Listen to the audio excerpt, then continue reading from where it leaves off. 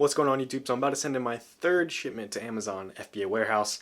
Basically books that I've gotten at thrift stores or gotten for free, and I'm going to resell them on Amazon. So, being my third shipment, let me show you guys the box right here. This is pretty much the box. If you are a newbie reseller like I am, you're probably like, wow, that's pretty cool. That's going to make some money. But if you're a pro reseller, then you probably know exactly what is wrong with this shipment. So first of all, this box, way too big. Like, that's just a massive box. It's going to cost extra in shipping.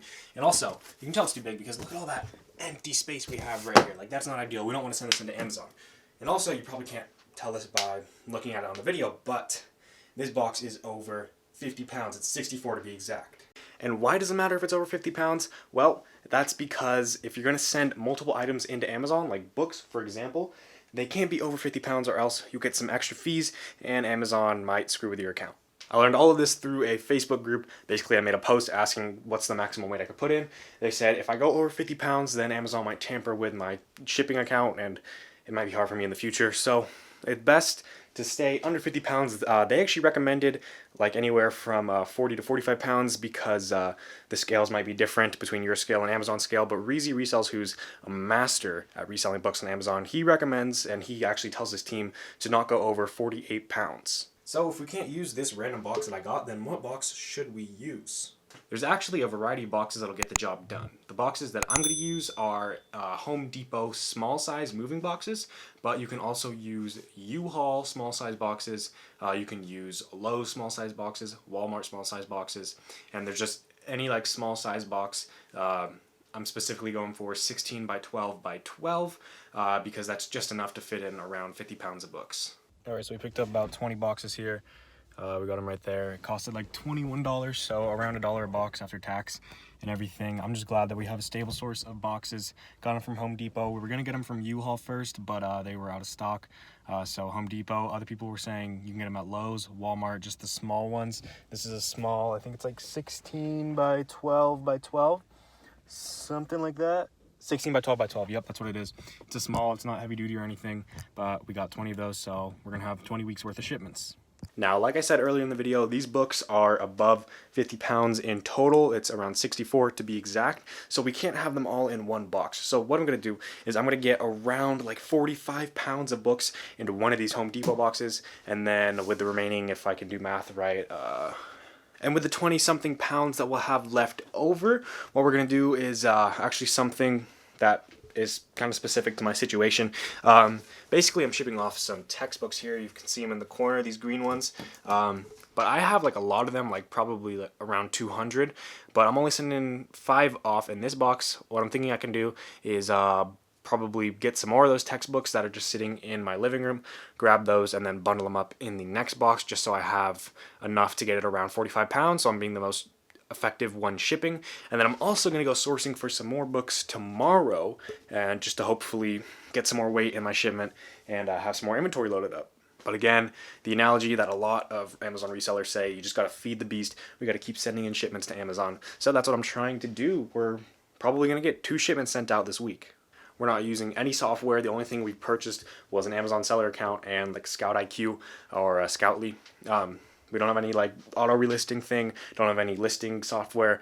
We're doing it all by hand on the Amazon website, the Seller Central.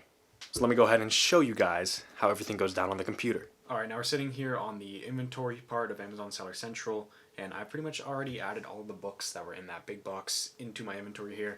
But if you don't know how to do that, you go to inventory, add a product, and then you enter in the ISBN code of the book, and then from there you price your book and then put like the quality of it. But since we already have everything, we're gonna go to manage FBA inventory, and then here's everything that's out of stock right here.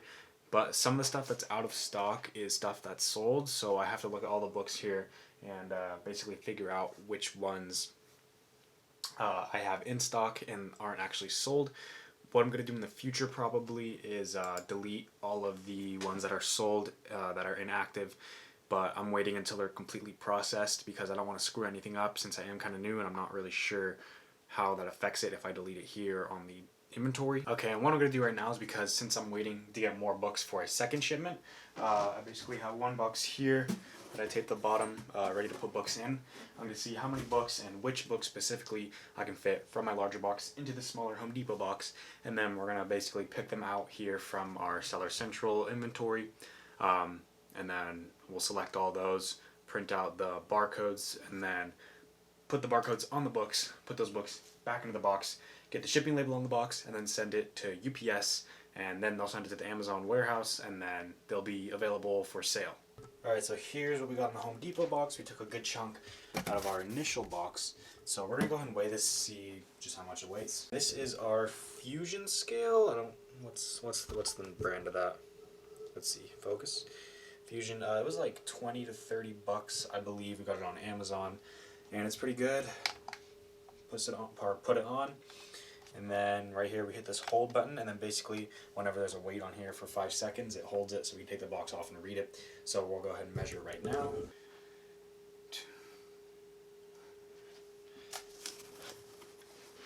Alright, take that off, and we're right around 48 pounds. Just to be extra safe, I'm taking out a hard copy, and then I'm also going to measure this, because I'm a new seller. I don't want to get screwed over by Amazon this early.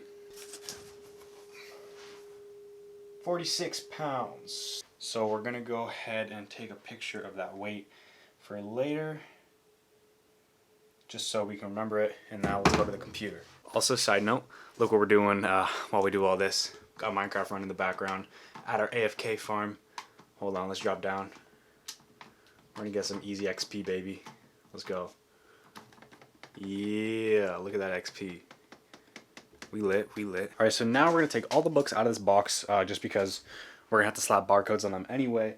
So we're gonna take them out, put them right here on my desk, and then we're going to pick them out from our inventory, and then we'll get all the shipping information updated. Alright, so we are in our inventory, and we're gonna filter by inactive, since none of them are sent to the FBA, so they're all going to be inactive on here. So then we're just going to go ahead, look at what these are. So search the name of the books. We will select, and we're just going to go ahead and do this with all the books. I think it saves the selection. Yeah, it saves the selection. And then now we're going to go through all the books right here and just select everything. Okay, now we have everything selected, so we're going to go action on 15 selected, and we're going to click send/replenish inventory, since we're sending our inventory into Amazon FBA. And then you have selected, do you want to continue? Yes, I want to continue. Now we're going to be here at the shipping, I believe. So packing type, what is it? We're doing individual products, because these are individual products, like each book is different, pretty much. So then we're going to continue to shipping plan. And this next part is pretty self-explanatory. If you want a more in-depth video on this, I have one on my channel called Making My First FBA Shipment, something like that, where basically I just walk through all of this, and I just show basically how I made my first shipment, and I go through everything that I'm about to go through. Alright, so we're at a bit of a problem right now. When we're sending in the shipment, Amazon actually wants us to send it into 2 different warehouses, one in New Jersey, one in California. We don't want to send only 2 books to New Jersey, so what I'm probably going to do is just get the rest of the books in that box, and probably going to have to get them shipped out today also. So we're going to go all the way back with everything and try to get pretty much all these books listed, and it'll probably be like a 30-pound box for each. Alright, so pretty much what we did to get around Amazon wanting me to send it to 2 different warehouses is, when we got to the shipping process, we just added every single book we had, and then we added some more textbooks so that the weight was kind of equaled out to around 40 for both boxes. And then when it says down here on the shipping packaging, how will this be shipped, we selected more than 1 SKU per box, and then confirmed at 2 boxes. And now we have to enter in how many I'm going to put in each box. So what I'm going to do first is print out the barcodes, slap them on the books, and then I'm going to see how much would be in each box. Alright, so we finally got them in 2 boxes, 82 pounds total. There's like 45 in here somewhere, and then like 30 something in here, like 36, something like that. I don't know, not the exact numbers, but basically 82 pounds total. We split it up. It's gonna cost $20.89 to ship both of these.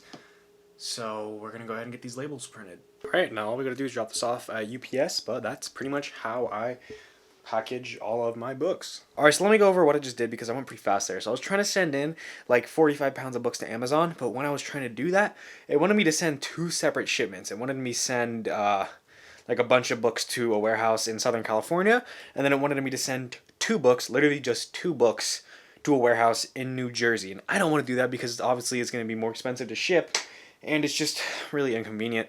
But what I went ahead and did was to avoid that and get it all shipped to one place.